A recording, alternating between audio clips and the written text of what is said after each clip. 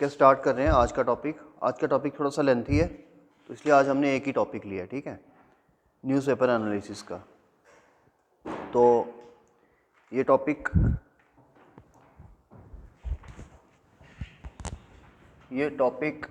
1 दिसंबर 2023 को आया था। The Hindu and Indian Express दोनों न्यूज़पेपर्स में इम्पॉर्टेंट टॉपिक है। टॉपिक है DAC not to buy 97 Tejas jets. DAC not to buy 97 Tejas jets पता ना, fighter jets and 156 combat helicopters. ठीक है, तो DAC हम देखेंगे DAC क्या है। इसने नोट दी है कि 97 तेजस जेट्स खरीदने के लिए एंड 156 कॉम्बैट हेलीकॉप्टर्स खरीदने के लिए। ठीक है, ये बहुत इंपॉर्टेंट डिसीजन है। इम्पॉर्टेंट इसलिए भी है कि ये जो इतना कुछ हम खरीद रहे हैं इसकी कॉस्ट कितनी है। इसकी कॉस्ट है 2.23 लाख करोड़। कितनी? 2.23 लाख करोड़, बहुत बड़ा अमाउंट है। ठीक है, तो ऑलमोस्ट 2.25 लाख करोड़ रुपया हम खरीदने जा रहे हैं 97 तेजस जेट्स एंड 156 जो हेलीकॉप्टर्स का नाम है वो है प्रचंड हेलीकॉप्टर्स। कौन से हेलीकॉप्टर्स? प्रचंड helicopters.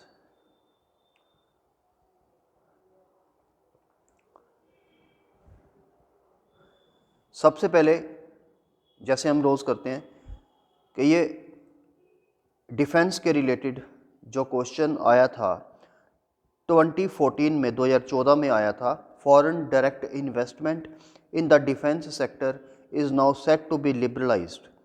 Okay, what influence this is expected to have on Indian defence and economy in the short and long run. ये मेंस में आया था 2014 में क्वेश्चन डिफेंस के रिलेटेड, तो तभी ये क्वेश्चन भी हम आज मेंस पॉइंट ऑफ व्यू से करने जा रहे हैं। ठीक है, क्योंकि जब आप मेंस दोगे KS का या IAS का दोनों का, तो ये क्वेश्चन जो हम आज करने जा रहे हैं ये वहाँ पर आ सकता है। ठीक है, ये कौन सी सेक्शन में आएगा? अगर आएगा तो आप ना सिलेबस साथ में रख लिया करो। तो ये GS पेपर 3 में आएगा। GS पेपर 3 में जो टॉपिक है कौन सी हेडिंग के अंडर आएगा? ये आएगा indigenisation of technology. Indigenisation, INDEGINISATION of technology. अब ये इंडिजनाइजेशन का मतलब होता है लोकलाइजेशन, यानी कि टेक्नोलॉजी को हम क्या करेंगे? लोकलाइज्ड कर देंगे।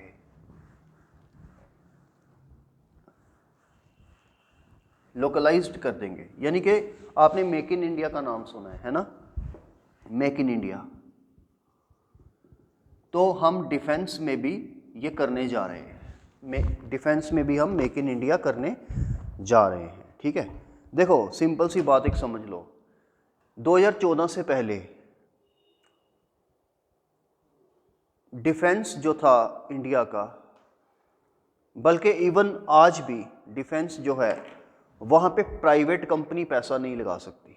जैसे हो गया ना, टेलीकॉम में प्राइवेट कंपनी पैसा लगा रही है। पहले तो प्राइवेट में भी अलाउड नहीं था।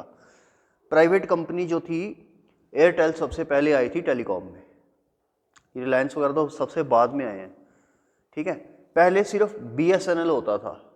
ठीक है, तो ये बाद में गवर्नमेंट ने 2000 के स्टार्टिंग में टेंडर्स खोले और प्राइवेट कंपनीज को इनवाइट किया कि आप भी मोबाइल टेलीफोन में इन्वेस्ट करो। तो तभी रेवोल्यूशन आया मोबाइल में।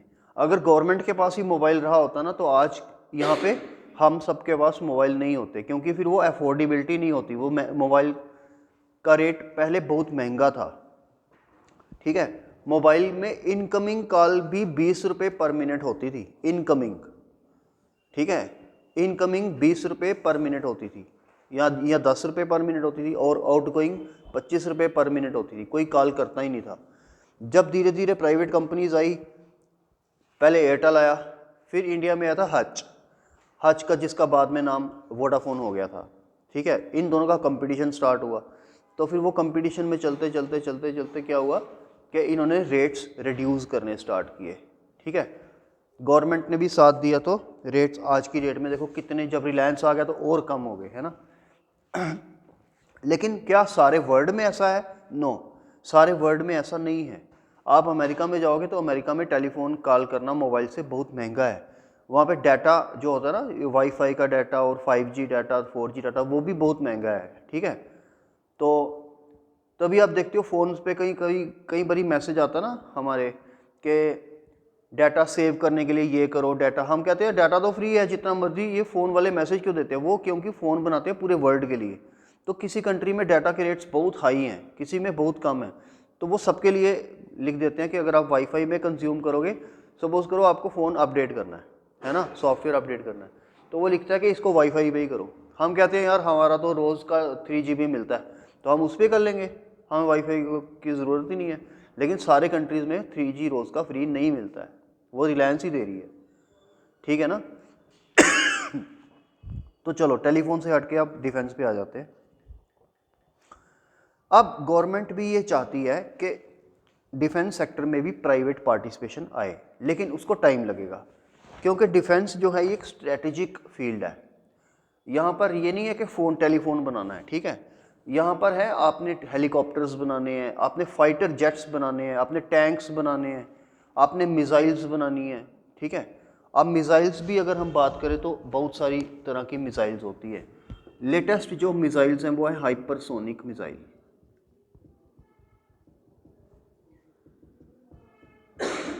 ये जो हाइपरसोनिक मिसाइल्स हैं, हाइपर यानी ज़्यादा, सोनिक यानी साउंड, तो जो साउंड की स्पीड से ज़्यादा स्पीड में जो मिसाइल्स चलती हैं उनको हाइपरसोनिक मिसाइल्स बोलते हैं, ठीक है। ये दुनिया में यूएस के पास है, रशिया के पास है और तीसरा चाइना के पास है। अब इंडिया चाहता है कि मेरे पास भी ये हो, ठीक है। अब इंडिया ट्रेडिशनली क्या करता रहा है, इंडिया जो है वो इन कंट्रीज से खरीदता था, लेकिन ये जो इनके पास लेटेस्ट टेक्नोलॉजी होती है वो ट्रांसफ़र नहीं करते हैं, ठीक है। अगर ये हाइपरसोनिक बनाई है इन्होंने, तो ये हमें कौन सी ट्रांसफ़र करेंगे? सबसोनिक। ये हाइपरसोनिक हमें ट्रांसफ़र नहीं करेंगे, ठीक है, ये सबसोनिक करेंगे, जो कि थोड़ी कम स्पीड की होती है, ठीक है। तो हम चाहते हैं कि हम इनके बराबर आ जाएं, तो हमें ये कभी भी अपने बराबर लाने नहीं देंगे। जो इनके पास लेटेस्ट चीज़ है वो हमें नहीं देंगे, अपने से कम लेवल की चीज़ हमें बेचेंगे, क्योंकि उसमें इनका बेनिफिट भी है और इनका लॉस कोई नहीं है। लॉस क्यों नहीं है कोई? क्योंकि इनके पास अगर सुपीरियर चीज़ है, हमें इन्फीरियर चीज़ दे रहे हैं, तो हम इनसे लड़ाई कर नहीं सकते। हम पाकिस्तान से तो लड़ाई कर सकते हैं, लेकिन यूएस से और चाइना से नहीं कर सकते, है ना। तो तभी ये अपनी टेक्नोलॉजी हमें देते नहीं है। लेटेस्ट बनाने के लिए हमें मेक इन इंडिया ही करना पड़ेगा, ठीक है ना। वो उसके लिए हमें और कोई चारा नहीं है, मेक इन इंडिया ही करना पड़ेगा। मेक इन इंडिया करने के लिए गवर्नमेंट के पास भी इतना पैसा नहीं है कि हम 10-10 लाख करोड़ के हथियार खुद बनाएं। तो फिर गवर्नमेंट को अल्टीमेटली प्राइवेट कंपनी को बुलाना पड़ेगा कि आप पैसा लगाओ, ठीक है। हाँ ठीक है, बीच में गवर्नमेंट की पार्टनरशिप हो सकती है। जनरली क्या होता है कि प्राइवेट कंपनी कोलैबोरेशन करती है यूएस या फॉरेन कंट्री की कंपनी के साथ। यूएस की कंपनी और प्राइवेट कंपनी जो इंडिया की है, दोनों आपस में कोलैबोरेशन करती हैं, ठीक है। इंडिया की कंपनी क्या करती है? पैसा लगाती है, जगह अपनी इंडिया में उसके पास लैंड होती है, बिल्डिंग होती है, जगह होती है, लेबर होती है, ठीक है, और पैसा होता है खूब सारा। फॉर एग्जांपल 10 लाख करोड़, जैसे अदानी हो गया, इनके पास 50 लाख करोड़ भी होगा, ठीक है ना। जो प्राइवेट कंपनी जो बाहर की कंपनी है, उसके पास क्या होगा? टेक्नोलॉजी। तो वो सिंपली इसको क्या करेगी? टेक्नोलॉजी ट्रांसफ़र करेगी। क्या करेगी? टेक्नोलॉजी ट्रांसफ़र करेगी, उसका पैसा लेगी। जब हमारी इंडियन कंपनी के पास टेक्नोलॉजी आ गई तो बस वो हथियार बनाना या वेपन बनाना स्टार्ट कर देगी, ठीक है ना, कोई दिक्कत ही नहीं है। उस कंपनी को क्या फ़ायदा होगा? उसको पैसा मिलेगा, उसको प्रॉफिट मिलेगा। हमें क्या फ़ायदा होगा? हमें टेक्नोलॉजी भी मिल गई, हमने मेक इन इंडिया भी कर दिया और हमारे पास वेपन्स भी आ गए। तो दोनों को बेनिफिट है और गवर्नमेंट को तो बेनिफिट है ही है, ठीक है ना। गवर्नमेंट का तो है ही है। जैसे अगर प्राइवेट कंपनी पैसा लगा रही है और फॉरेन कंपनी कोलैबोरेशन कर रही है तो चीज़ किसको मिल रही है? चीज़ तो गवर्नमेंट को मिल रही है ना। प्राइवेट कंपनी ने अपने पास थोड़ी सुपरसोनिक मिसाइल्स रखनी है, उसने क्या करनी है? उसकी तो किसी यूज़ की नहीं है। यूज़ की किसकी है? इंडियन गवर्नमेंट की, क्योंकि जब लड़ाई होगी तो इंडियन गवर्नमेंट उसको यूज़ करेगी। ठीक है, तो ये सिनेरियो है, समझ आया आपको? कोई डाउट इसमें? चलें आगे फिर, कोई डाउट है तो बोल दो अभी तक।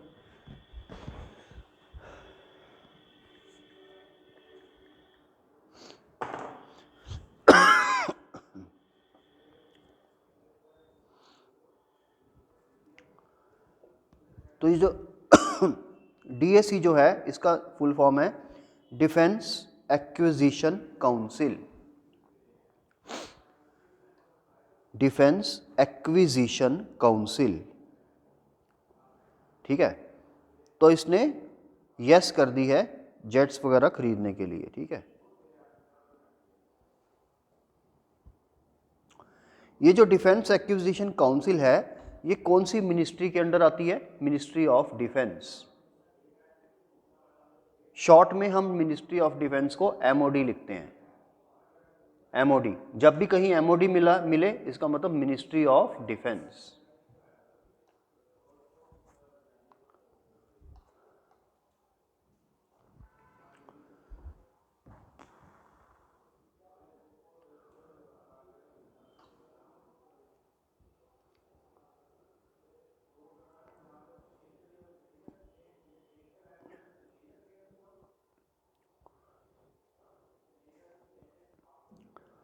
अब हम लोग ये चाहते हैं कि जो तेजस वगैरह हैं हम लोग इनको मेक इन इंडिया करें।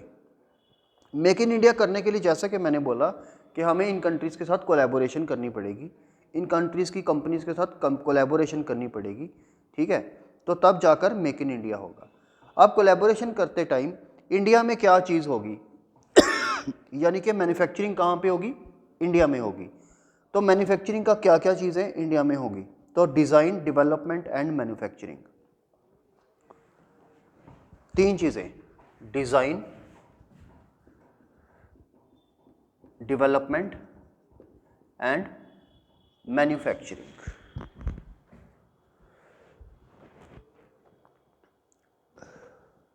ठीक है, सबसे पहले उस चीज़ का डिज़ाइन बनेगा, उसकी डेवलपमेंट होगी और फिर मैन्युफैक्चरिंग होगी। तीनों चीज़ें जाकर इंडिया में होगी, तब हम इसको बोल सकते हैं कि ये मेक इन इंडिया है।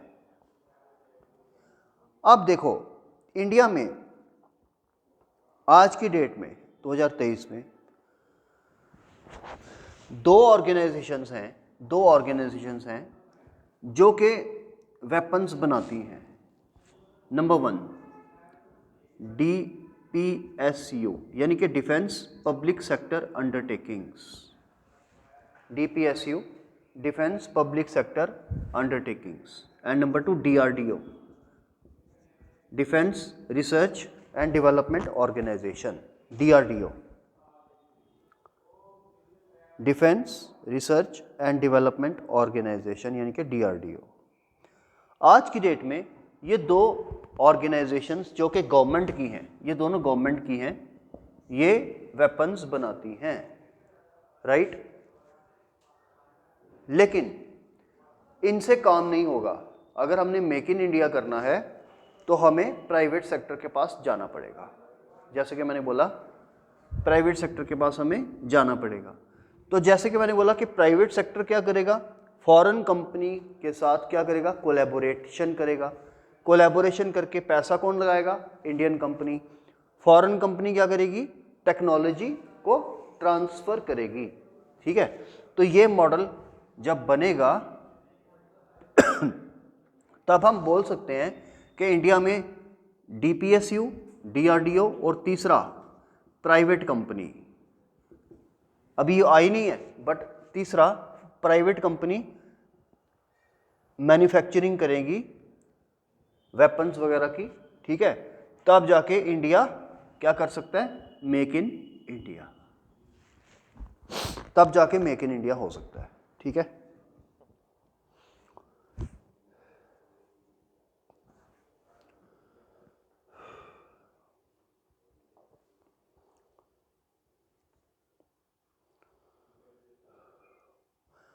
अब हम जब मेंस में आंसर लिखते हैं तो हमें एक एक चीज़ को लिखना पड़ता है। हम कहते हैं ना मेंस में आंसर कैसे लिखना है 200 वर्ड्स में।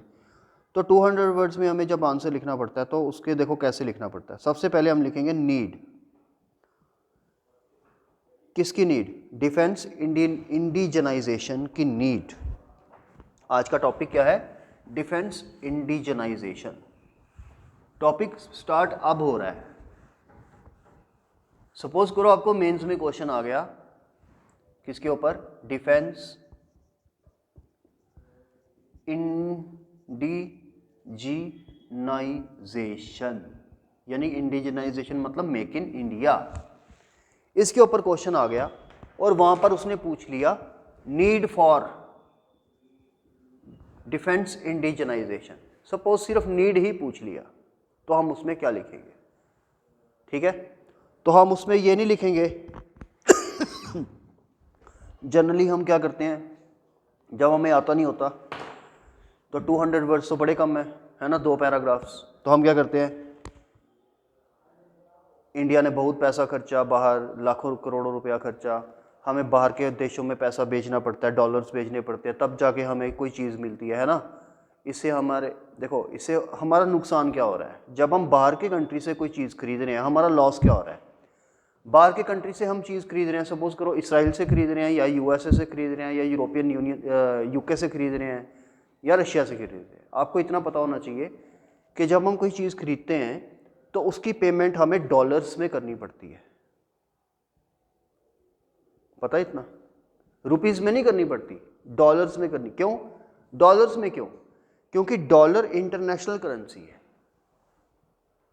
कौन सी करेंसी है? अगर रशिया से भी खरीदेंगे ना तब भी उसको डॉलर्स ही देंगे, क्योंकि डॉलर यूएस डॉलर। जब मैंने डॉलर बोला इट मीन्स, जब मैंने डॉलर बोला इट मीन्स यूएस डॉलर। ठीक है ना? जब मैंने डॉलर बोला तो क्योंकि डॉलर भी बहुत कंट्रीज के हैं, है ना, तो it means US dollar. Canada में भी डॉलर है बट वो कैनेडियन डॉलर है, यूएस में भी डॉलर है तो वो यूएस डॉलर है। ठीक है, तो हमें किसी भी देश से कुछ भी खरीदे, सिर्फ डिफेंस का सामान नहीं, कुछ भी खरीदे तो वो डॉलर में ही पेमेंट करनी पड़ती है। अब उस पर हमें लॉस क्या है? देखो, हर देश के पास, क्योंकि मैंने जैसे बोला कि हर डॉलर जो है यूएस डॉलर ये एक इंटरनेशनल करेंसी है, तो हर देश को ये रखनी पड़ती है अपने पास, क्योंकि कुछ खरीदना पड़े बाहर से तो उसी से ही पेमेंट करनी है। अब ये इसकी सप्लाई अनलिमिटेड तो है नहीं कि जितने मर्जी निकाल के डॉलर देते जाओ, कभी तो ख़त्म होंगे। ठीक है, अब सपोज करो कि हमने 2 लाख करोड़ ये तेजस के यूएस को दे दिए और हमारे पास है ही 2 लाख करोड़ थे डॉलर, बाकी है ही नहीं है, तो बाकी चीज़ें कहाँ से खरीदेंगे? सपोज करो एकदम से किसी चीज़ की ज़रूरत पड़ गई हमें खरीदने के लिए, फिर वो डॉलर हम कहाँ से लाएंगे? ठीक है ना? तो इसलिए हम चाहते हैं कि हमें कम से कम डॉलर्स बाहर भेजने पड़े। ठीक है, इसको एक चीज़ होती है बैलेंस ऑफ पेमेंट, इसको समझ लो। बैलेंस ऑफ पेमेंट क्या होता है? आप इकोनॉमी में इसको डिटेल में पढ़ोगे, हम छोटा सा कर लेते हैं। बैलेंस ऑफ पेमेंट, जब हम कुछ इंपोर्ट करते हैं और हम कुछ एक्सपोर्ट करते हैं, ठीक है, सपोज करो हमने 10,000 करोड़ का सामान, 10,000 करोड़ का सामान यूएस डॉलर में क्या किया? इंपोर्ट किया। क्या किया? इंपोर्ट किया। और हमने 15,000 करोड़ का सामान एक्सपोर्ट किया। ठीक है, जब हम कुछ एक्सपोर्ट करेंगे यानी अपनी चीज बाहर के देशों में बेचेंगे तब हमें डॉलर आएंगे, और जब हम इंपोर्ट करेंगे तो हमें डॉलर देने पड़ेंगे। इस केस में हमें डॉलर 10 - 15 कर लो तो 5,000 करोड़ ये हमें बच गए या हमने एक्स्ट्रा दे दिए? ये सोचो।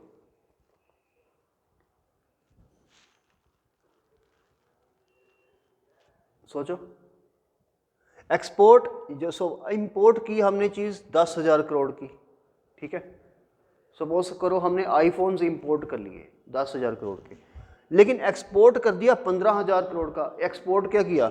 सपोज करो हमने वीट एक्सपोर्ट की, राइस एक्सपोर्ट किए, अनियन एक्सपोर्ट किए, वेजिटेबल्स एक्सपोर्ट की, फर्टिलाइजर्स एक्सपोर्ट किए, ठीक है, पेस्टिसाइड्स एक्सपोर्ट किए। तो एक्सपोर्ट ज़्यादा है या इंपोर्ट ज़्यादा है? एक्सपोर्ट ज़्यादा है। यानी कि हमने 15,000 करोड़ का सामान बेचा तो 15,000 करोड़ हमारे पास आया, लेकिन हमने दिया कितना? 10,000 करोड़, यानी कि 5,000 करोड़ हमारे पास डॉलर आए, बच गए, एक्स्ट्रा प्रॉफिट आया, ठीक है ना। सपोज करो ये सिनेरियो उल्टा हो जाए, सपोज करो इसको हम कर दे 15,000 करोड़ और इसको कर दे हम 10,000 करोड़, तो ये हो जाएगा कि 5,000 करोड़ हमें लॉस हो गया, यानी कि हमारे देश से 5,000 करोड़ डॉलर बाहर चले गए, है ना। इसी को बोलते हैं बैलेंस ऑफ पेमेंट। इसको क्या बोलते हैं? Balance of payment. अब दो सिचुएशन होती है, या तो बैलेंस ऑफ पेमेंट हमारे फेवर में होता है और या इसके अगेंस्ट होता है। फेवर में तब होगा जो पहला सिनेरियो था, जब हमें पैसा बचेगा, हम बोलेंगे कि इंडिया के फेवर में है बैलेंस ऑफ पेमेंट। यानी कि जब भी आप ये पढ़ो ना कहीं पे कि इंडिया का बैलेंस ऑफ पेमेंट इंडिया के फेवर में है, इसका मतलब एक ही होता है कि इंडिया एक्सपोर्ट ज़्यादा कर रहा है और इंपोर्ट कम कर रहा है। और जब हम बोलेंगे ना कि बैलेंस ऑफ पेमेंट हमारे अगेंस्ट जा रहा है, इसका मतलब हम इंपोर्ट ज़्यादा कर रहे हैं और एक्सपोर्ट कम कर रहे हैं, ठीक है ना।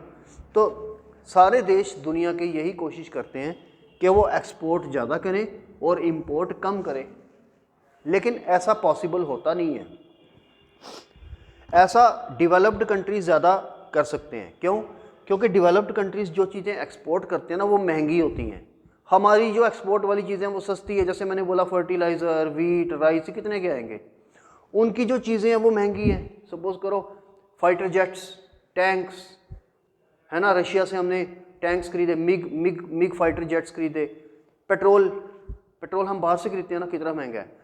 तो तभी तो हमारा एक्सपोर्ट जो है वो कम रहता है हमेशा और इंपोर्ट हमेशा हमारा ज़्यादा रहता है, ठीक है। लेकिन गवर्नमेंट की हमेशा कोशिश ये होती है कि इस गैप को कम से कम रखा जाए, ठीक है ना। अब पाकिस्तान के ऊपर क्राइसिस क्यों आया?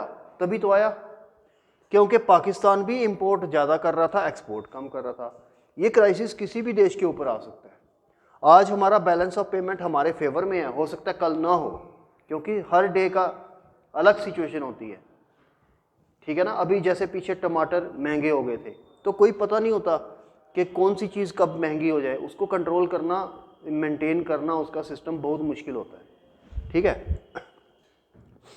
तो ये सिनेरियो होता है, ठीक है। अब गवर्नमेंट क्या चाहती है? गवर्नमेंट इंडिजनाइजेशन का क्वेश्चन चल रहा है जो हमारा, उसमें हम देख रहे हैं हमें ज़रूरत क्या है, उसकी नीड क्या है, ठीक है। तो पहली नीड लिखो सिक्योरिटी कंसर्न्स।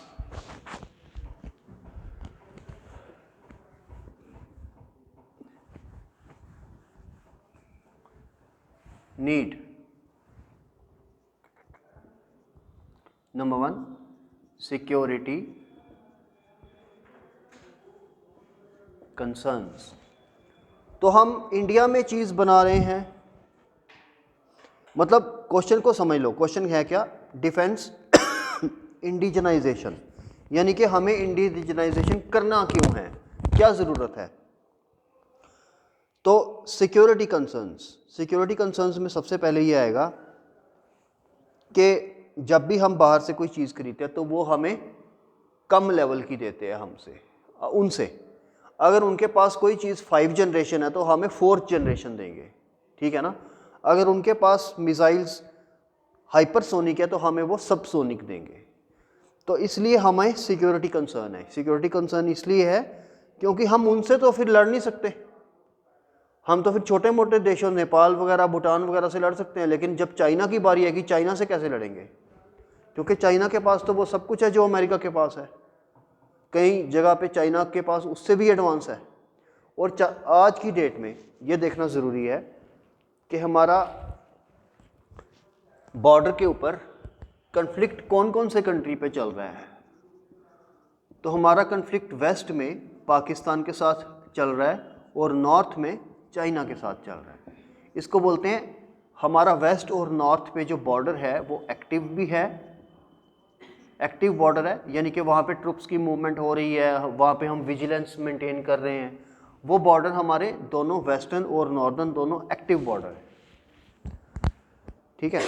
तो पहले तो सिर्फ पाकिस्तान होता था, अब चाइना भी इस सिचुएशन के अंदर आ गया।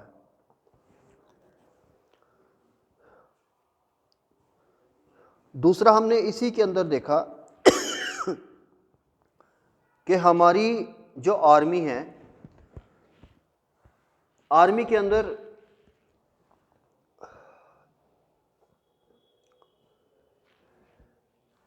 अंदर हमारी इतनी ज़्यादा मॉडर्नाइजेशन नहीं है, ठीक है। हमारी मैन पावर हमारे पास ज़्यादा है, ठीक है। दूसरे देशों के पास, सपोज करो चाइना के पास मैन पावर उन्होंने कम कर दी है, यानी एरो नीचे लगाया मतलब कम कर दी है, लेकिन उन्होंने टेक्नोलॉजी बढ़ा दी है। हमारे पास मैन पावर ज़्यादा है, टेक्नोलॉजी कम है। तो आजकल के अगर वारफेयर की बात करें तो आज की वारफेयर में टेक्नोलॉजी ज़्यादा चाहिए, मैन पावर कम चाहिए, ठीक है ना। क्योंकि सपोज करो आजकल सिस्टम को ही हैक कर देता है चाइना, जैसे कि वो चाहे तो इंडिया के आरबीआई को हैक कर लेगा।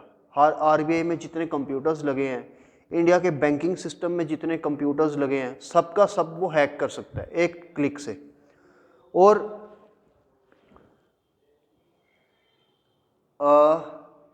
दूसरा वो हैक कर सकता है, जैसे हमारा पावर ग्रिड है, इंडिया का एक पावर ग्रिड होता है, ठीक है। पावर ग्रिड को अगर वो हैक कर ले, क्योंकि ये सारा टेक्नोलॉजी से चलता है, ठीक है ना, सारा कंप्यूटराइज्ड है। एक बारी चाइना ने, कहते हैं कि अमेरिका की पावर ग्रिड को हैक किया था, तो पूरे अमेरिका में लाइट चली गई थी, ठीक है। तो चाइना वाले इन चीज़ों में बड़े तेज़ हो गए हैं, ठीक है। और आजकल की मिलिट्री के अंदर ज़्यादा मैन पावर की ज़रूरत नहीं पड़ती है, बल्कि टेक्नोलॉजी की ज़रूरत पड़ती है। फॉर एग्ज़ाम्पल, जैसे मैंने कहा कि ये हाइपरसोनिक देखो मिसाइल्स कितनी तरह की होती है। आपने क्रूज मिसाइल का नाम सुना होगा, सुना है? क्रूज मिसाइल, ये अमेरिका ने इराक के वार जब हुई थी तो उसने बहुत सारी क्रूज मिसाइल उसके ऊपर फेंकी थी, ठीक है। क्रूज मिसाइल बहुत सोफिस्टिकेटेड टेक्नोलॉजी है। इसके बाद आती है सबसोनिक मिसाइल, और अभी लेटेस्ट है हाइपरसोनिक मिसाइल। अब सपोज करो इंडिया के पास हमने 10 लाख आर्मी है, ठीक है, लेकिन अगर चाइना हमारे ऊपर हाइपरसोनिक मिसाइल से अटैक कर देगा, दिल्ली में, बॉम्बे में, चेन्नई में, बेंगलोर में, अपना JNK में किसी सिटी पे, बड़े बड़े सिटी में ज़्यादातर करते हैं ये, ठीक है। तो वहाँ पे आर्मी क्या करेगी? वो तो इकट्ठी मिसाइल चलाएगा ना, एक बॉम्बे पे, या 10 चलाएगा दिल्ली के ऊपर, 10 चलाएगा वो बॉम्बे के ऊपर, ठीक है। तो वहाँ पे आर्मी क्या करेगी? आर्मी बॉर्डर क्रॉस करेगी, एक एक बंदे को मारेगी। वहाँ पर उसने एक मिसाइल से ही पता नहीं कितने हज़ार बंदे मार देने, ठीक है ना। तो आजकल की टाइम पर टेक्नोलॉजी की ज़्यादा ज़रूरत है, ना कि मैन पावर की। तभी तो हमने ये जो लेटेस्ट स्कीम लाई है, क्या नाम है इसका, ये जो आर्मी की है ना, जिसमें 18-18 साल के लड़के हम भर्ती कर रहे हैं ना, अग्निवीर है ना। तभी हमने अग्निवीर लाई है कि 4 साल में वो रिटायर हो जाए, ठीक है, सो दैट हमें उनको ज़्यादा सैलरी ना देनी पड़े। क्योंकि हमारी आर्मी के अंदर ऑफिसर्स की कमी है, लेकिन जो जवानों की कमी नहीं है, मतलब कौन वो जो होते हैं ना सिपाही, उनकी कमी नहीं है, वो तो भर्ती होते जाते हैं और वो उनकी कमी नहीं है। और गवर्नमेंट को उनको सैलरी भी देनी पड़ती है, अब तो पेंशन खत्म होगी, सैलरी तो उनको देनी पड़ती है, और वो भी 60 साल तक। तो अब रशिया के पास, चाइना के पास आर्मी कम, वो कम कर रहे हैं, क्योंकि यही खर्चा बचाकर, यही इनकी सैलरियों का खर्चा बचाकर वो मिसाइल्स खरीद रहे हैं, मिसाइल्स डेवलप कर रहे हैं। तो अगर हम पुराने टाइम पे जीते रहेंगे, हम इनको सैलरियाँ देते रहेंगे, तो हमारे से आगे निकल जाएगा चाइना, पाकिस्तान। इसलिए हमने ये अग्निवीर स्कीम स्टार्ट की है, ताकि इनको 4 साल रखें, फिर इनको रिटायर कर दें, फिर नए वाले आ जाएंगे, फिर उनको 4 साल रखें। तो ये हमारा टाइम को देखते देखते ये हमें मजबूरी में स्टेप लेना पड़ा है। ठीक है,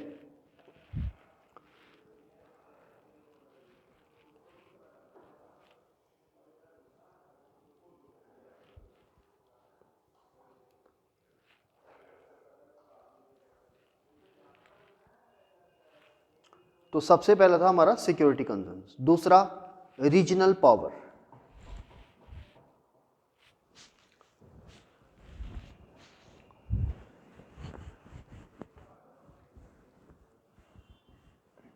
सेकंड इज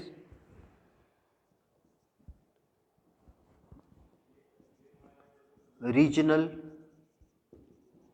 पावर। तो इंडिया जो है वो रीजनल पावर बनना चाहता है, ठीक है ना। चाइना सुपर पावर बनना चाहता है, लेकिन हम अभी रीजनल पावर ही बनना चाहते हैं, ठीक है। एक इंडियन ओशन रीजन, आपको कभी मैप देखोगे तो उसके अंदर देखना इंडियन ओशन कहाँ पे है, इंडिया के नीचे साउथ में पूरा इंडियन ओशन है। जो इंडियन ओशन रीजन है वहाँ पे ऑस्ट्रेलिया भी पड़ जाएगा, ठीक है, न्यूजीलैंड भी पड़ जाएगा, वहाँ पे ये साउथ ईस्ट एशिया के देश भी पड़ जाएंगे, वहाँ पे श्रीलंका भी पड़ जाएगा, ठीक है। बहुत सारे साउथ ईस्ट एशिया के देश जैसे सिंगापुर, मालदीव्स, ये सारे देश जो हैं इंडोनेशिया, ये सारे देशों का हम यहाँ पे रीजनल पावर बनना चाहते हैं, ठीक है। हम नहीं कहते कि हम वर्ल्ड पावर बनना चाहते हैं, लेकिन अभी के टाइम पे हमें रीजनल पावर हम बनने के मतलब हम चाहते हैं कि हम रीजनल पावर बने। तो इसलिए भी हम ये सारा कुछ कर रहे हैं। क्या कर रहे हैं, क्या कर रहे हैं, जो हमारा टॉपिक है आज का, डिफेंस इंडिजनाइजेशन।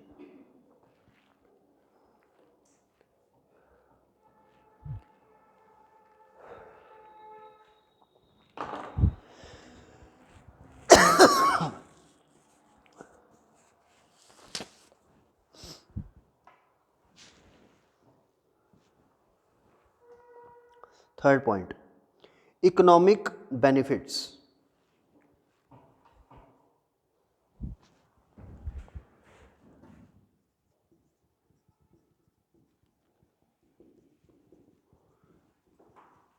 तो इकोनॉमिक बेनिफिट्स भी हमें काफ़ी होंगे, क्या करके, डिफेंस इंडिजनाइजेशन करके। क्या क्या बेनिफिट होंगे, जैसे कि मैंने अभी आपको बताया कि हम बैलेंस ऑफ पेमेंट हमारे फेवर में हो जाएगा, है ना, क्योंकि हमें फिर इंपोर्ट नहीं करनी पड़ेगी चीज़ें। हम क्या करेंगे, मेक इन इंडिया ही करेंगे, ठीक है ना। अमेरिका कभी इंपोर्ट नहीं करता ना ये चीज़ें, वो खुद बनाता है, रशिया खुद बनाता है, चाइना भी खुद बना रहा है, इसराइल तक खुद बना रहा है, ठीक है ना। तो हम क्यों नहीं बना सकते, ठीक है ना। तो हमें जब हम इंपोर्ट नहीं करेंगे तो बैलेंस ऑफ पेमेंट हमारे फेवर में रहेगा। जब बैलेंस ऑफ पेमेंट हमारे फेवर में रहेगा तो हमें इकोनॉमिक क्राइसिस आने का खतरा नहीं है, जैसे पाकिस्तान को आया, ठीक है ना। तो अगर हमने कल के लिए, टुमारो के लिए, अगर हमने अपने आप को इकोनॉमिक क्राइसिस से बचाना है तो हमें मेक इन इंडिया करना पड़ेगा, ठीक है। तो यह है economic benefits.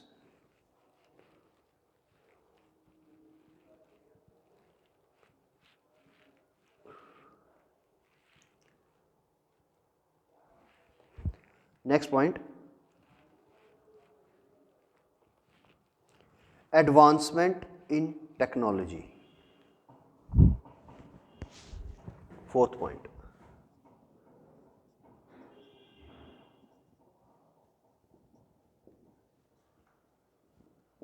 Advancement in technology. जब हम बाहर के देशों के साथ कोलैबोरेशन करेंगे तो हमें उन्होंने टेक्नोलॉजी ट्रांसफ़र करेंगे। जब हमें टेक्नोलॉजी ट्रांसफ़र करेंगे तो उससे हमारी टेक्नोलॉजी में एडवांसमेंट होगी, ठीक है ना।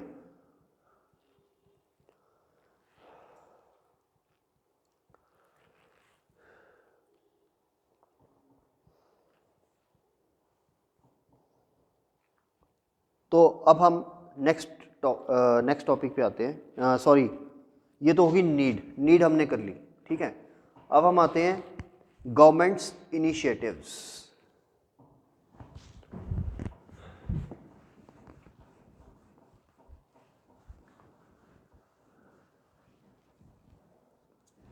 डिफेंस इंडिजनाइजेशन के अंदर ही गवर्नमेंट इनिशिएटिव्स,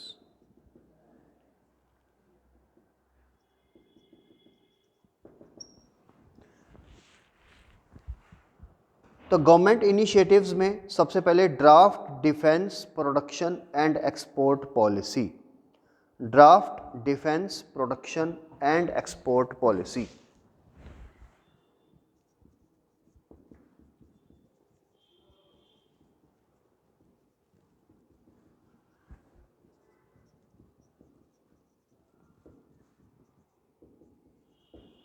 ड्राफ्ट होता है जो हमने लिखी है, ठीक है। तो हमने अपनी नई पॉलिसी बनाई है, ड्राफ्ट यानी उसका ड्राफ्ट तैयार कर लिया है, किसका, defence production and export policy 2020, 2020 भी लिख लो sir.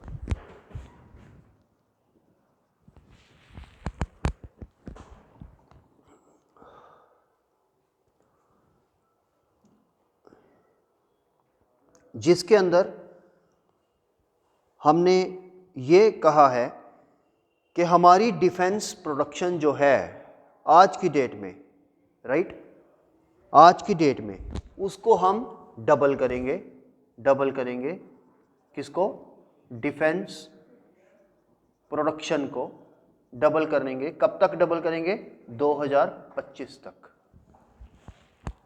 To double our defence production by the year 2025।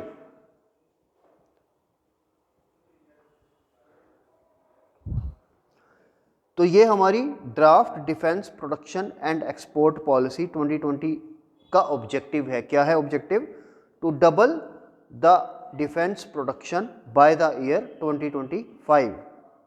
Point number 2, defence acquisition procedure.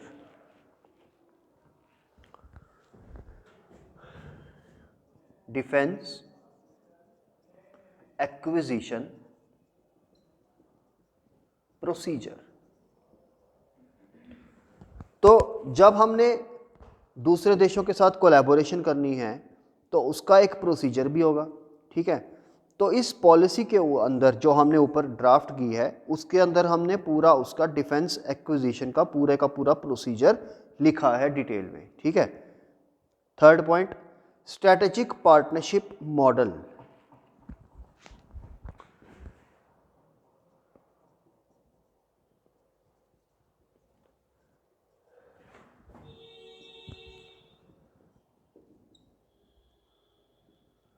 Strategic partnership model यानी कि हमारी प्राइवेट कंपनी जो है वो दूसरी बाहर की कंपनीज के साथ क्या करेगी, पार्टनरशिप करेगी, और उसको हम बोलेंगे डिफेंस स्ट्रेटेजिक पार्टनरशिप मॉडल।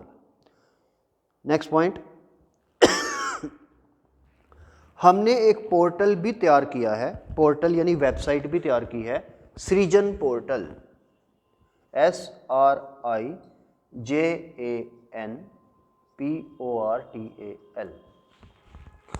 तो ये सृजन पोर्टल क्या होगा, सृजन पोर्टल वो होगा, ये मिनिस्ट्री ऑफ डिफेंस ने तैयार किया है। किसने तैयार किया है, मिनिस्ट्री ऑफ डिफेंस ने तैयार की है।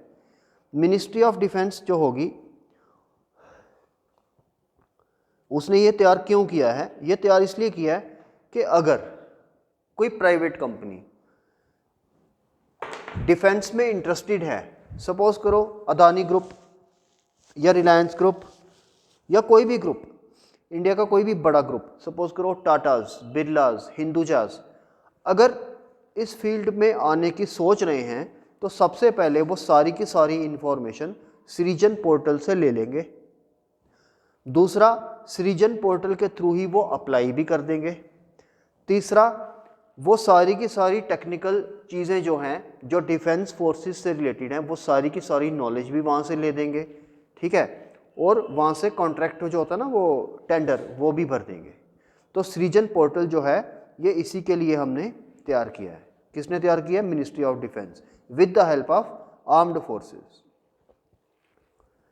Next point, positive indigenisation list.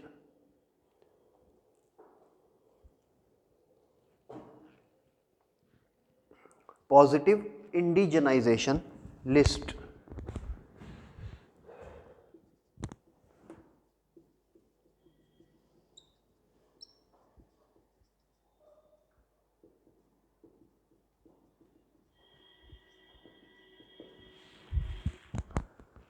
तो पॉजिटिव इंडिजनाइजेशन लिस्ट जो होगी उसमें हम जितनी भी हमारी इक्विपमेंट्स होंगी, वेपनरी होगी, उसकी एक लिस्ट बनाएंगे कि हमें क्या क्या मेक इन इंडिया करना है। सपोज़ करो उसमें हम लिख सकते हैं कि हमें ड्रोन्स चाहिए, ठीक है, हमें टैंक्स चाहिए, हमें मिसाइल्स चाहिए, ठीक है, हमें एम्यूनिशन चाहिए, हमें वेपन्स चाहिए। तो ये सारी की सारी पॉजिटिव इंडिजनाइजेशन लिस्ट में चीज़ें आएंगी। Next is defence entrepreneurship. Fifth point, defence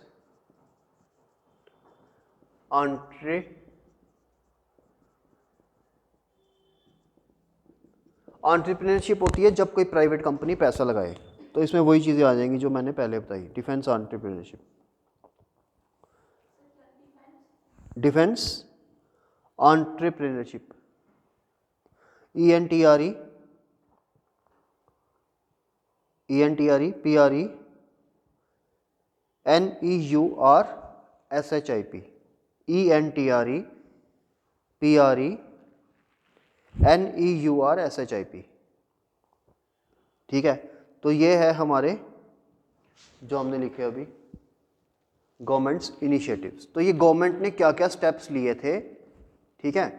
तो हमने गवर्नमेंट ने draft defence production and export policy बनाई, गवर्नमेंट ने डिफेंस एक्विजिशन प्रोसीजर बनाया, गवर्नमेंट ने स्ट्रेटेजिक पार्टनरशिप मॉडल बनाया, गवर्नमेंट ने सृजन पोर्टल बनाया, गवर्नमेंट ने पॉजिटिव इंडिजनाइजेशन लिस्ट बनाई, ठीक है ना, डिफेंस एंटरप्रेन्योरशिप प्रोग्राम बनाया, ठीक है। ये गवर्नमेंट, अब सपोज करो आपको मेंस में क्वेश्चन आ जाए, what are various governments initiatives in defence indigenisation, तो आपने ये लिख देना, ठीक है ना।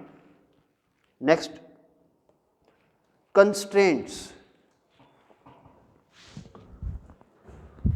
क्वेश्चन क्या आएगा कंस्ट्रेंट्स में, what are the various constraints in India's defence indigenisation.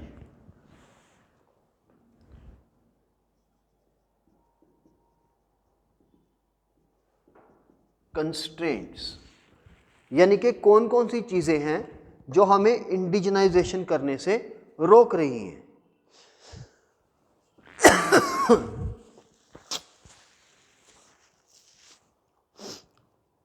सबसे पहला point, lack of overarching organisations.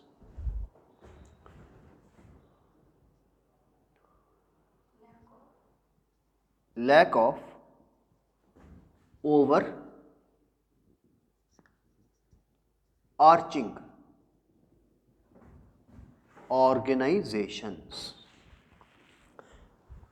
अब ये ओवर आर्चिंग ऑर्गेनाइजेशंस होती क्या है, देखो जैसा कि मैंने कहा कि हमारे पास आज की डेट में डिफेंस में पैसा लगाने कौन कौन लगाता है, हमारे पास लगाता है defence PSUs, DRDOs and private companies.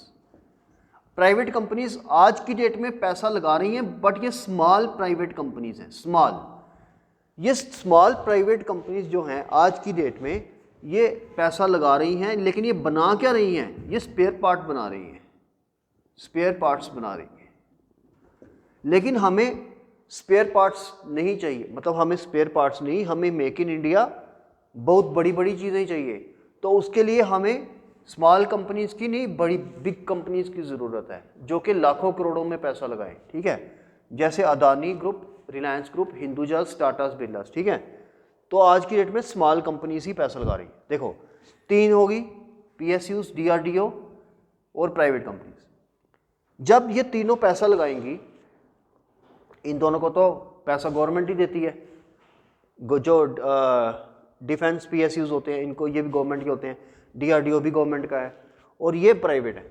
अब जब ये तीनों पैसा लगाएंगी, अब देखो चीज़ें किस किस के लिए बन रही हैं, आर्मी के लिए, नेवी के लिए एंड एयरफोर्स के लिए,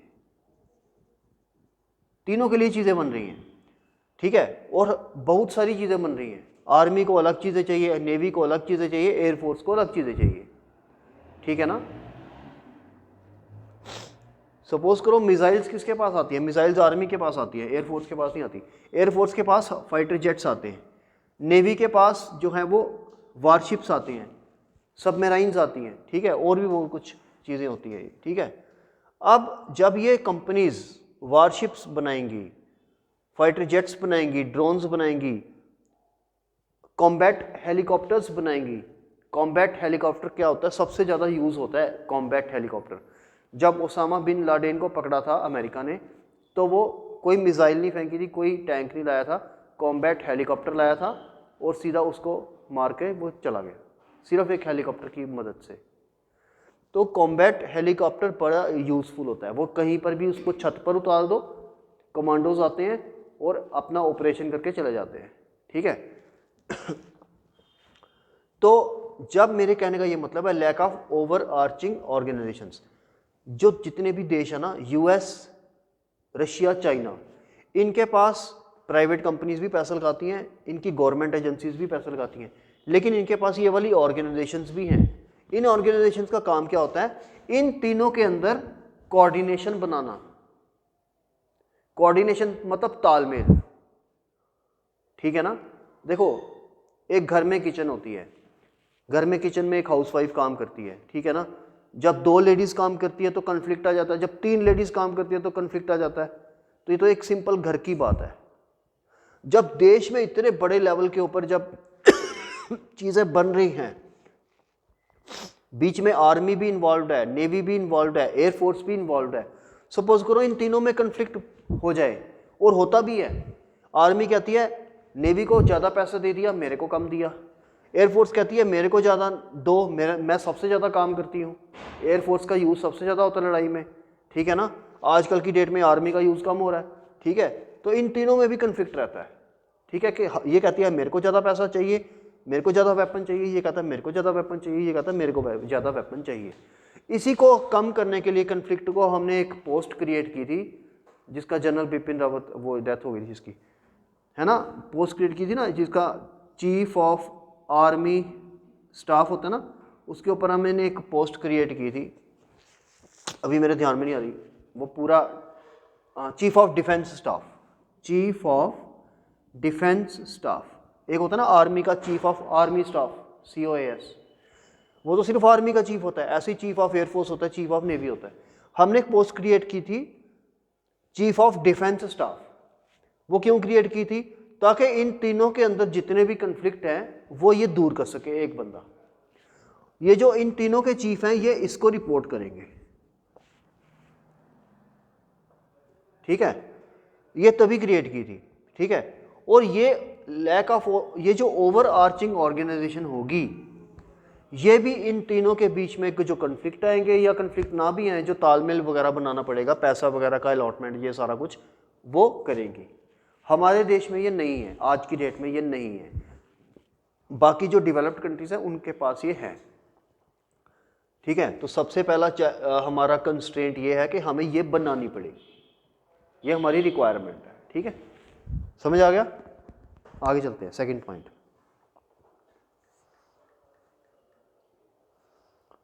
सेकंड पॉइंट है absence of comprehensive policy.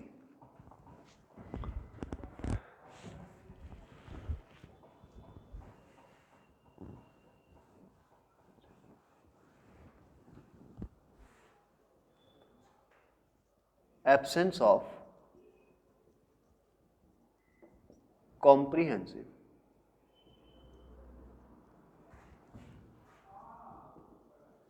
Policy. तो हमारे देश में आज भी कोई बहुत बड़ी कॉम्प्रिहेंसिव पॉलिसी नहीं है, ठीक है।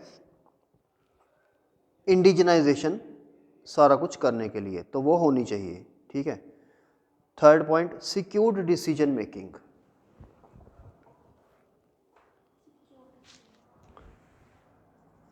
SKEWED,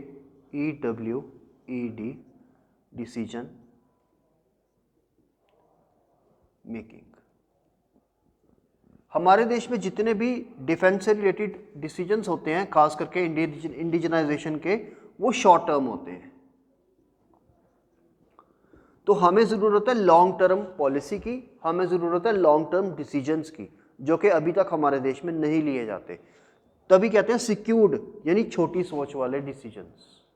तो ये हमारे देश में एक बहुत बड़ा कंस्ट्रेंट है।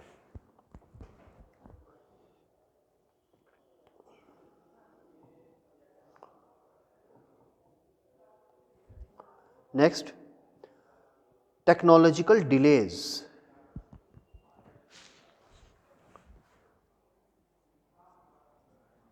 टेक्नोलॉजिकल डिलेज, टेक्नोलॉजिकल डिलेज, जो आज हमें तेजस की हमने बात की ना, ये हमने कब मांगे थे, हमारी एयरफोर्स ने कब मांगे थे? 1980s में। मिले आज हैं 2023 में। कितने साल लेट? 43 ईयर्स के बाद। इसको बोलते हैं टेक्नोलॉजिकल डिलेज। इसका रिजल्ट ये हुआ कि अमेरिका के पास ये 4.5 जनरेशन है, क्या? तेजस। लेकिन वो हमें कौन से दे रहा है? 4th generation. तो उसके पास खुद 4.5 जनरेशन है, हमें दे रहा है 4th जनरेशन। बहुत डिफरेंस है दोनों में, ठीक है ना? 40 साल का डिफरेंस है। तो हम पुरानी चीज़ चलाएंगे।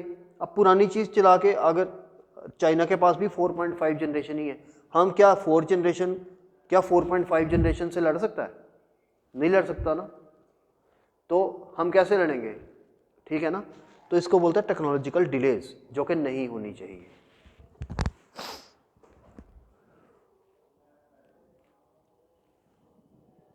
लास्ट पॉइंट है private sector participation. Last point, private sector participation. तो इसकी डिस्कशन हमने पहले बहुत बड़ी कर ली है। अभी आज कि हमें आज की डेट में हमारे पास जो बना रही है ना डिफेंस में जो प्राइवेट कंपनीज काम कर रही हैं, वो हैं MSMEs। मैंने बोला था आपको छोटी कंपनीज, तो ये छोटी कंपनीज को MSMEs बोलते हैं, मतलब मीडियम एंड स्मॉल, कुछ ऐसे पूरा फुल फॉर्म है MSMEs का। जो मीडियम है और स्मॉल है जो कंपनीज हैं वो वाली, ठीक है। वो क्या बना रही हैं? वो स्पेयर पार्ट्स बना रही हैं।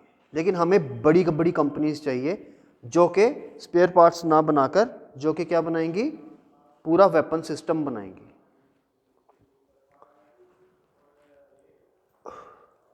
जो मैंने कहा था defence public sector undertakings, DPSUs, है ना?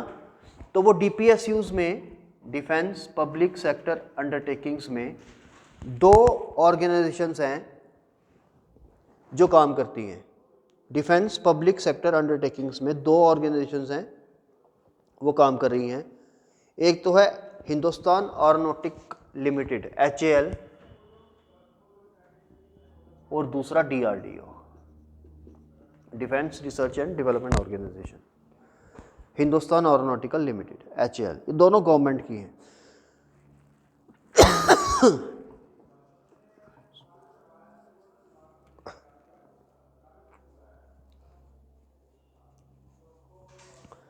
MSME का फुल फॉर्म होता है मीडियम एंड स्मॉल, M से याद नहीं आ रहा, लास्ट में E से एंटरप्राइजेस। देख लेना नेट पे क्या है, अभी ध्यान में नहीं आ रहा, ठीक है।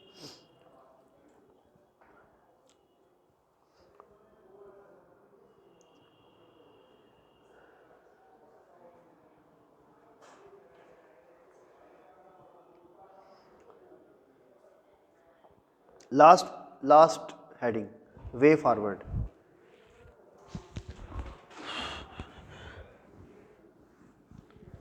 Way forward.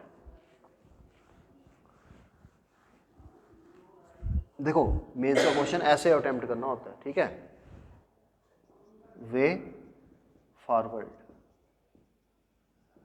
देखो तभी ना प्रीलिम्स में लोग पास हो जाते हैं, लेकिन मेंस में समझ नहीं आता उनको, पढ़ते तो बड़ा है लेकिन वो आंसर लिखते हैं आम तरीके से। देखो यहाँ पे नीड अलग लिखा है ना, वे फॉरवर्ड लास्ट में हर क्वेश्चन में वे फॉरवर्ड होता है। अगर आप लोग भी ऐसा लिखोगे ना तो पास और फेल में ज़्यादा फर्क नहीं होता। कई मोस्ट ऑफ द केसेस में जो फेलियर्स होते हैं ना उनको ज़्यादा नॉलेज होती है पास वालों से, कभी आप नोट करना। लेकिन वो पास इसलिए नहीं कर पाते हैं क्योंकि उनको ये जैसे ये चीज़ सपोज करो आपको आती है, आपको लिखना आ गया, अभी तो आपके पास पूरा साल पड़ा है, आपको लिखना आ गया। जब आप हिस्ट्री पढ़ोगे, ज्योग्राफी पढ़ोगे, सारा कुछ पढ़ोगे तो आपको लिखना तो यहाँ से आ गया है, ठीक है ना। जब मेंस आएगा, प्री आप पास कर लोगे, जब मेंस आएगा आप सोचोगे कि हमने ऐसे आंसर लिखने हैं पॉइंट्स में, ठीक है ना। हाँ, आपको न्यूज़पेपर के साथ टच में रखना पड़ेगा, ये याद रखना मेरी बात। अगर पास होना ना, 1 साल न्यूज़पेपर पढ़ लो, पास होने के बाद चाहे छोड़ देना, लेकिन 1 साल पढ़ लो। चलो रोज़ ना पढ़ो, एक दिन छोड़ के पढ़ लो, लेकिन पढ़ा करो। तो उससे आपको इतनी नॉलेज मिलेगी, जब नॉलेज मिलेगी तो कॉन्फिडेंस भी मिलेगा कि मेरे को आता है। जब बंदे को कॉन्फिडेंस होता है ना कि मेरे को आता है, जब बंदे के अंदर ये चीज़ रियलाइज़ हो जाती है ना कि मेरे को आता है, तब बंदा कोई भी एग्ज़ाम पास कर लेता है। जब बंदे को अंदर ही अंदर लगता है ना कि नहीं नहीं नहीं यार मेरे को आता ही नहीं है, मेरे को आता ही नहीं है, तो वो बंदा कहीं ना कहीं पीछे रह जाता है। खुद ही वो हिचकता है पेपर देने से, यार आता तो मेरे को है नहीं, मैं क्या पेपर दूंगा, है ना, होता है ना ऐसे। लेकिन जब बंदे को ये लगे कि मेरे को आता है तो वो खुद पेपर देने जाता है ना। तो वे फॉरवर्ड में लिखो सबसे पहले फंडिंग। फंडिंग, फंडिंग यानी पैसा। गवर्नमेंट जो है बजट के अंदर बजटरी सपोर्ट देनी चाहिए गवर्नमेंट को। इसके अंदर जब हमने फंडिंग लिखा ना, तो फंडिंग लिख के सिर्फ वही ख़त्म नहीं कर देनी बात, हमने लिखना है कि फंडिंग कैसे होगी। तो इसके अंदर हमने लिखना है government should provide budgetary support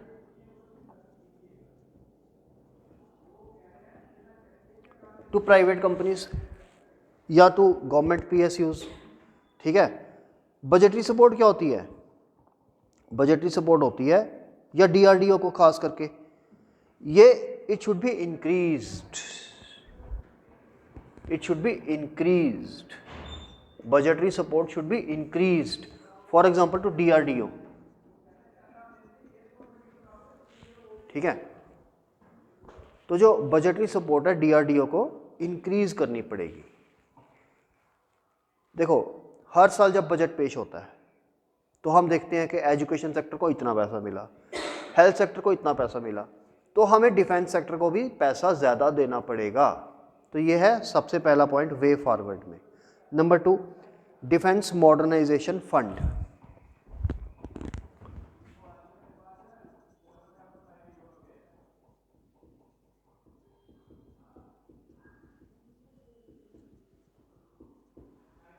defence modernisation fund बनाना पड़ेगा, ठीक है।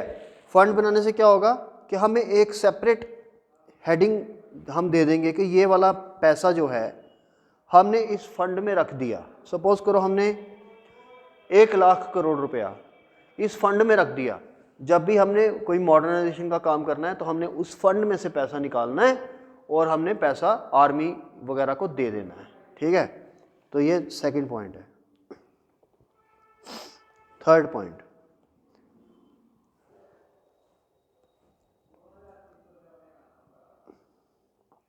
एक सेकेंड, ये जो डिफेंस मॉडर्नाइजेशन फंड होगा ये इंपॉर्टेंट चीज़ है, ये नॉन लेप्सेबल होगा।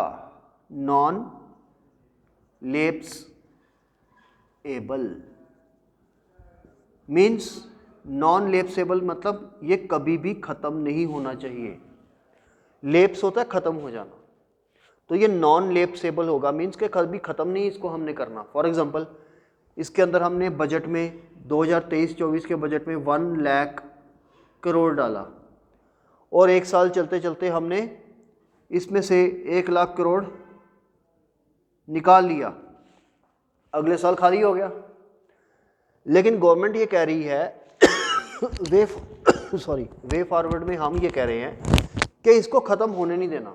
सपोज करो हमने इसमें से 1,00,000 करोड़ में से 50,000 करोड़ निकाला, तो गवर्नमेंट को उसी टाइम इसके अंदर दोबारा से 50,000 करोड़ फिल कर देना है ताकि ये लेप्स ना हो।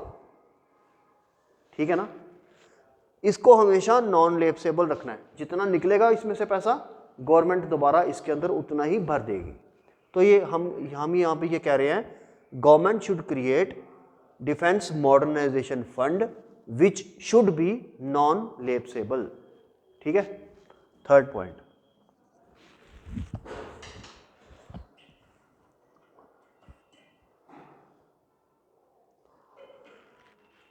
Resolve procedural issues.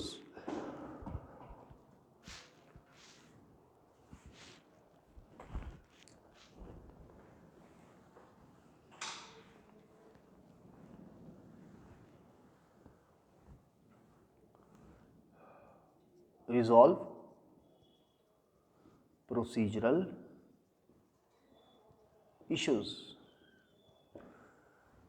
जब भी कोई काम किया जाए तो उसके अंदर प्रोसीजरल इश्यूज आते हैं। ठीक है, तो हमें जितने भी ऐसे इश्यूज आएंगे उनको हमने रिजॉल्व करना है। For example, design, development and manufacturing, 3 होते हैं स्टेजेस, डिज़ाइन, डेवलपमेंट और मैन्युफैक्चरिंग, और लास्ट में होता है ऑर्डर एंड डिलीवरी। ठीक है, ऑर्डर एंड डिलीवरी। डिज़ाइन से लेकर डिलीवरी तक, फ्रॉम डिज़ाइन टू डिलीवरी, जितने भी प्रोसीजरल इश्यूज आते हैं हमने उनको दूर करने की कोशिश करनी है। Next point, accountability and transparency. Fourth point,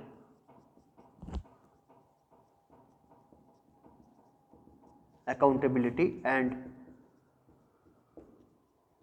transparency. आपको पता है कि हमारे देश में खास करके डिफेंस में जब भी कोई डील होती है तो उसमें करप्शन भी होती है। बोफोर्स हमने खरीदी थी गन्स 1991 में, तो वो कांग्रेस गवर्नमेंट थी उस time, Rajiv Gandhi prime minister था। तो ये एलिगेशन लगा था कि राजीव गांधी ने इसमें से कितने पैसे जो है वो करप्शन ली है, और फिर उसके ऊपर मुकदमा भी चला था सुप्रीम कोर्ट में, बड़े साल चलता रहा था। ठीक है, तो कपिल सिब्बल जो आजकल कांग्रेस का मिनिस्टर वो हो रहा है, बहुत बड़ा लीडर है, वो राजीव गांधी का एडवोकेट होता था, कपिल सिब्बल। ठीक है, तो प्राइम मिनिस्टर तक इस डील्स के अंदर करप्शन कर सकते हैं, क्योंकि इस डील्स देखो 2 लाख करोड़, तेजस का कितना अमाउंट है, 2.25 लाख करोड़। 2.25 लाख करोड़ में से अगर 2% भी कोई कमीशन खा ले तो आप लगा लो 2% ऑफ 2.25 लाख करोड़ कितना बनता है। तो है ना, 2% करके, 2% करके ये हज़ारों करोड़ों में जाता है। ठीक है ना, तो इसलिए यहाँ पर अकाउंटेबिलिटी होनी चाहिए और ट्रांसपेरेंसी होनी चाहिए। वो कैसे लाएंगे, देखो यूपीएससी या केएस पे जब भी हमने पॉइंट लिखना ना, तो सिर्फ पॉइंट लिख के वही बात खत्म नहीं कर देनी, फिलॉसफी नहीं मारनी, यहाँ पे हमें उसका लिखना भी पड़ेगा। वो कैसे लानी है, हमें सबसे पहले ये जितने भी टेंडर्स होते हैं, टेंडर्स ही होते हैं ना, ये भी तो टेंडर्स ही होते हैं कि अगर गवर्नमेंट ने कॉन्ट्रैक्ट देना है किसी प्राइवेट कंपनी को कि आप ये बनाओ, तो टेंडर देगी ना गवर्नमेंट। तो कैसे किसी को बोल देगी, अदानी को दे देगी कि तू बना, अदानी का क्या स्पेशलिटी है ना, तो टेंडर देगी। ये टेंडर का जो प्रोसेस है इसको क्या करना है, ट्रांसपेरेंट करना है। ट्रांसपेरेंट कैसे होगा, ऑनलाइन कर दो, वो ट्रांसपेरेंट हो जाएगा। ठीक है ना, तो ऑनलाइन टेंडरिंग सिस्टम कर दो तो वो ट्रांसपेरेंसी वहां पर आ जाएगी। ठीक है ना,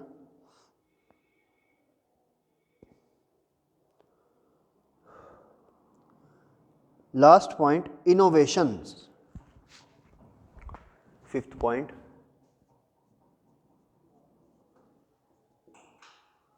इनोवेशन। तो जो भी पैसा लगाएगा हमारे यहाँ पर, चाहे वो प्राइवेट कंपनी होगी या DRDO होगा या कुछ भी होगा, उसको इनोवेशन तो करनी पड़ेगी। ठीक है, इनोवेशन के लिए रिसर्च भी चाहिए होती है। ठीक है, अब अमेरिका वगैरह जो नई नई तेजस वगैरह जो बनाते हैं या सुपरसोनिक मिसाइल्स बनाते हैं, ठीक है, तो ये वही बनाते हैं ना। वो कैसे बनाते हैं? पहले वो रिसर्च करते हैं। वो तो किसी से खरीदते नहीं है, वो तो खुद बना रहे हैं।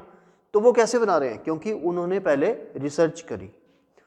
तो रिसर्च से ही इनोवेशन पैदा होती है ना। तो रिसर्च कौन करेगा? एक आम बंदा तो रिसर्च कर नहीं सकता, वो करते हैं साइंटिस्ट। ठीक है, तो साइंटिफिक कम्युनिटी को हमें क्या देना पड़ेगा? इंसेंटिव्स देने पड़ेंगे। ठीक है, we should provide incentives to scientist community to do research in this field. जब वो लोग, हम उनको इंसेंटिव देंगे, वो लोग रिसर्च करेंगे, रिसर्च से वो नई चीज़ निकालेंगे और फिर वो प्राइवेट कंपनी वो चीज़ बनाएगी।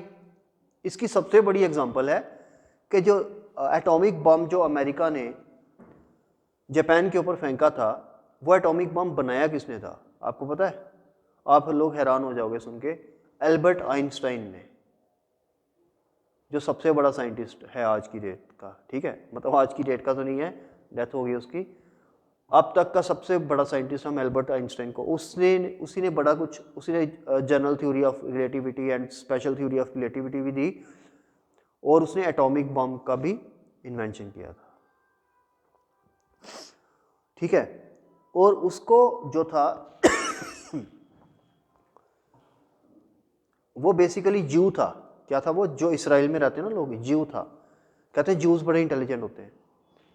तो जो ज्यू थे, इनको जर्मनी से बाहर निकाला था हिटलर ने। ज्यूज जितने भी रहते हैं जर्मनी वगैरह में रहते थे, इनको सारों को, और इनका मैसेकेर्स हुए थे। कहते हैं 50 लाख से ज़्यादा ज्यूज को मारा था हिटलर ने, 50 लाख से ज़्यादा। ठीक है, जो बच गए थे वो अमेरिका वगैरह में या दूसरे देशों में भाग गए थे। तो इसको जर्मनी के साथ, नेचुरल है कि इसको जर्मनी के साथ बनती नहीं थी। किसकी? एल्बर्ट आइंस्टाइन की। ठीक है, इसलिए इसने जब एटॉमिक बम बनाया तो इसने अमेरिका को कहा कि आप अपने दुश्मनों के ऊपर इसका यूज़, मतलब अब ये तो कंट्रोवर्शियल स्टेटमेंट है, लेकिन जब जापान के ऊपर एटॉमिक बम हुआ था, तो जहाँ तक मेरे को नॉलेज है तो इसमें इसकी भी रजामंदी थी, क्योंकि इसने, जापान ने पहले अमेरिका की फ्लीट के ऊपर अटैक किया था। तो रिटेलिएशन में अमेरिका ने जापान के ऊपर अटैक किया था। रिटेलिएशन थी वो। पहले अमेरिका ने अटैक नहीं किया था, पहले जापान ने अमेरिका के ऊपर अटैक किया था।